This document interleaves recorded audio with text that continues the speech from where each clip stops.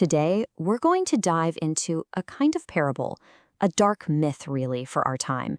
This is the story of a figure called the Shadow Reaper, and it explores a worldview that, well, let's just say it's not for the faint of heart. So our story kicks off with this pretty scathing indictment. Just think about that for a second. A world so obsessed with being comfortable, so wrapped up in avoiding any kind of pain or hardship, that it's completely lost its edge. It's a society that has literally forgotten how to face reality in its desperate chase for a safety that it never even earned. And that really is the question at the core of this whole thing, isn't it? When a world gets this hollow, this fragile, what kind of person, what kind of force is needed to break the spell? As you're about to see, the answer isn't a gentle one. Okay, so first, we need to understand the prison that our protagonist is trying to escape. We're calling this section the Gilded Cage, and that's the perfect description for a world that looks beautiful on the outside, but is rotting from the inside. So, welcome to the Gilded Cage. On the surface, it's all peace and curated luxury. It looks perfect, but underneath all that polish, it's a society that has made a terrible trade. Truth for comfort, real life for a delusion. And because of that, it's just stuck, completely stagnant. And you can see the symptoms of this sickness everywhere. There's this stupor of agreement where nobody dares to think differently. You've got luxury that's just a thin wallpaper over deep decay. And maybe worst of all, any sense of real spirituality has been turned into a fashion accessory, a polished cross of gold that's just a hollow trinket. You know, the very foundations of this world are incredibly fragile. Its laws, its sense of order, none of it is built on anything real. It's just a silver-polished illusion, and it's just waiting for the first real push to shatter into a million pieces. So, into this stagnant, fragile world steps a totally new kind of figure. He's no hero in the traditional sense. He's more like a prophet of something else entirely, and he's about to make a pact with what's waiting outside the cage. This madman prophet, as he's called, isn't interested in fixing the cage. He wants to transcend it completely. And to do that, he knows he has to go through this terrifying inward journey, a self-undergoing. To pull this off, he makes a deliberate choice, a Faustian pact. But hold on, he's not trading his soul for money or power. He's making a deal with something called the Red Spectre, a force that's dedicated to one single thing, yanking back the curtain and revealing the harsh, terminal reality that the Gilded Cage was built to hide. You could say his mission is a kind of recovery operation. He's on an intellectual salvage mission, digging up all the ideas and worldviews that society has buried.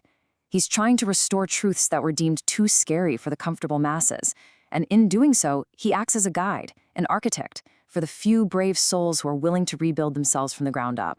His journey isn't a walk across the polished floors of his society. It's a climb, a vertical ascent, away from the cozy, safe valleys and up toward the sharp, dangerous peaks where real awareness is found. And now we get to the absolute heart of his transformation. This isn't just a change of perspective. It is a brutal, alchemical ritual. It is nothing less than the crucifixion of the self. Yeah, at the very center of his change is a forbidden ritual. It's the complete and total dissolution, the liquefaction, if you will, of everything he thought he was.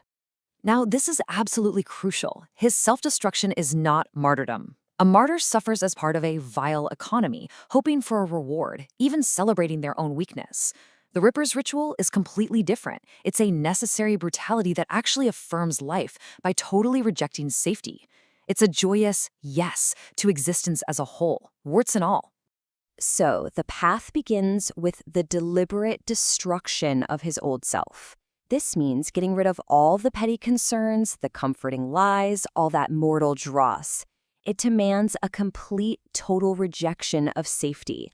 And in that process, he becomes something else entirely, a phantasm of the abyss. And the whole point of this self-annihilation isn't to escape life, it's to affirm it more deeply than ever before, to embrace not just the good parts, but its brutal, unavoidable necessity. So what kind of philosophy gets born from all that fire and ash? What creed could possibly emerge from such a violent transformation? Well, this is the very core of the Shadow Reaper's belief system. out of that act of total self-destruction, something new is built. And it's not a philosophy of despair. It's one of radical, creative power. Now, to understand his creed, you first have to understand what he's fighting against, something called slave morality. This is basically the operating system of the Gilded Cage. It's a value system that worships safety, comfort, and weakness, anything to hide from the cold truth of the frost. And this is his primary tool, active nihilism. Now, this isn't your passive, woe is me kind of nihilism. This is nihilism as a hammer. It is the will, the power to actively smash illusions, to uncreate all the comfortable lies that slave morality is built on. And the wild thing is, the end result of all this destruction is something deeply positive. By clearing away all the lies, by breaking free from the stagnation of the herd, the spirit is finally able to give a powerful, joyous yes to life as it actually is. So, his transformation is complete. He has his philosophy. What now? Well, the Shadow Reaper now has a mission back in the world he left behind. He becomes a force to be reckoned with. He takes on the role of a herald of destruction. He carries this crimson gift of radical wisdom. He specifically targets the garden of hubris, and he shatters that stupor of agreement. His job is to reap the field of vanity, so that something genuinely strong can finally grow in its place. And of course, every protagonist needs an antagonist. The Reaper's is the perfect embodiment of everything he fights against. A man named Salvio Pallado, the high priest of the polished floor, whose entire purpose is to keep the surface of the Gilded Cage shiny and clean. I mean, the conflict here couldn't be clearer. Polito, the pale redeemer, spends his life trying to prove the abyss isn't real. The Reaper, the shadow savior, forces you to look right into it. One shatters illusions, the other protects them. It's a fundamental battle between facing reality and polishing an illusion. His influence is like an acid that just melts the locks on the cage.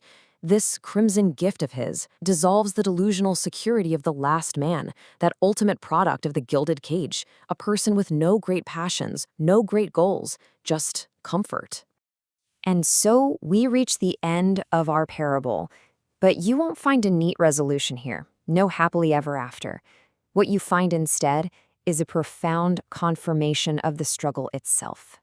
The Reaper's ultimate victory isn't creating some new utopia. It's much more fundamental than that. It's about restoring the proper order of things, ensuring that basic realities like darkness and decay are recognized as having absolute power over any fleeting illusion of comfort. He doesn't mourn the world that he shatters. He is the laughter. He is the validation. His very existence confirms that the smashing of those old, hollow idols wasn't just necessary, it was deserved.